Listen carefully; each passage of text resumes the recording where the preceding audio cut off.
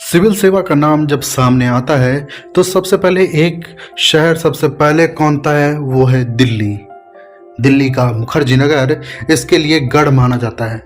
Civil सेवक बनने के लिए लाखों लाख लोग आते हैं और कई को सफलता मिलती है और कई को असफलता हाथ लगती है।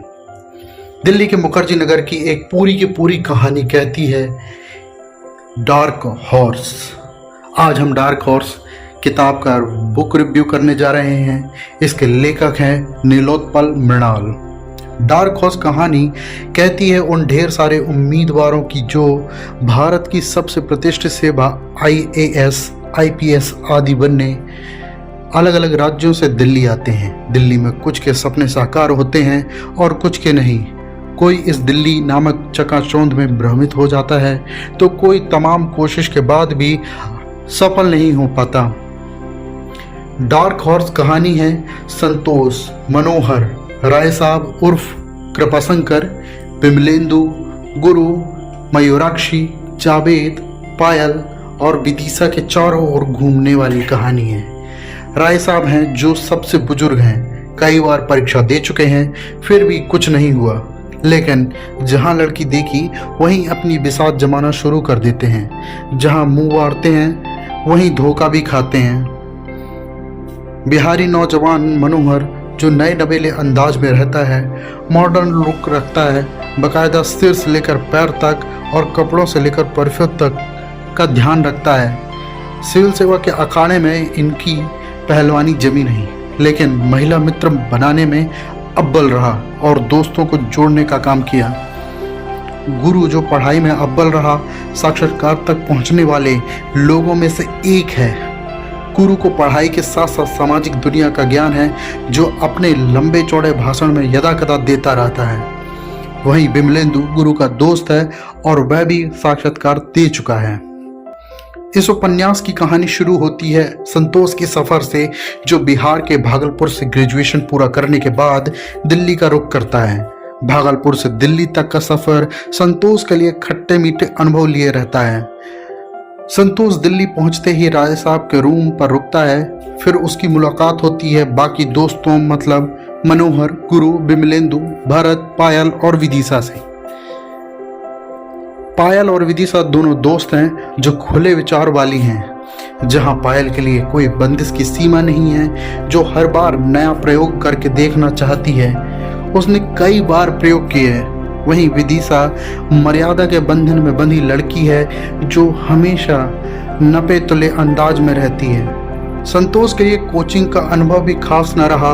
कोचिंग के मुहजाल में न चाहते हुए भी फंस गया। कोचिंग के पाखंड से बच ना सका, लेकिन कोचिंग के रिसेप्शनिस्ट को दिल दे बैठने वाले संतोष को सारी कोचिंग के सामने जलील होना पड़ा। यहीं से छरका संतोष संभल गया और आगे कुछ नया करने की राह पर बढ़ चला। इस किताब में लव स्टोरी आपको ढूंढने से भी नहीं मिलेगी। जो है भी वो बहुत छोटी है, क्षणिक है। गुरु और मयूराक्षी का प्रेम भी शक के कारण परवान न चढ़ सका। वहीं मनोहर पायल के प्रयोग से सहम कर उससे किनारा कर लिया। उपन्यास में असफलता के कई सारे किस्से हैं, लेकिन सफलता की भी चर्चा कम न रही।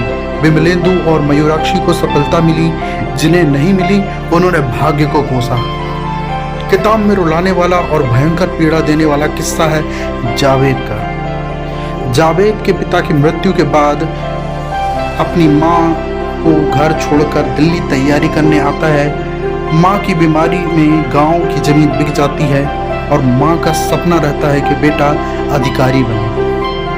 एक चाचा है जो इस हालत में भी शोषण करने से बाज नहीं आता। जावेद की मुसीबत यहीं कम नहीं होती। सिविल सेवा परीक्षा पास नहीं कर पाता। वहीं गांव से फोन आता है कि माँ की तबीयत खराब है। गांव पहुंचता है तो दर्द कम होने की जगह बढ़ जाता है।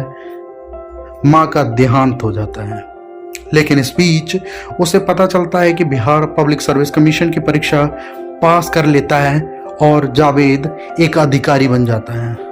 वहीं संतोष की बात करें जो इस उपन्यास का मुख्य पात्र है। जब 2 बार सिविल सेवा परीक्षा पास नहीं कर पाया तो उसने सबसे किनारा कर लिया। दिल्ली में ही अलग दोस्तों से कट कर रहने लगा और तैयारी करने लगा और डार्क हॉर्स बनकर निकला। डार्क हॉर्स का मतलब जिस व्यक्ति के बारे में किसी ने परीक्षा पास करने के लिए सोचा नहीं, वह व्यक्ति सफल होकर निकला। इसलिए इस किताब का नाम डार्क हॉर्स रखा गया। डार्क हॉर्स एक ऐसे घोड़े के बारे में है जिस पर कोई दांव नहीं लगाता, लेकिन वही घोड़ा बाद में जीत जाता है। किताब का सार यही है कि दिल्ली में आते तो बहुत हैं, तैयारी करने वाले बहुत हैं। दिल्ली की चकाचौंध माया मोहिनी के चक्कर में नहीं फंसता, वही सफल होता है।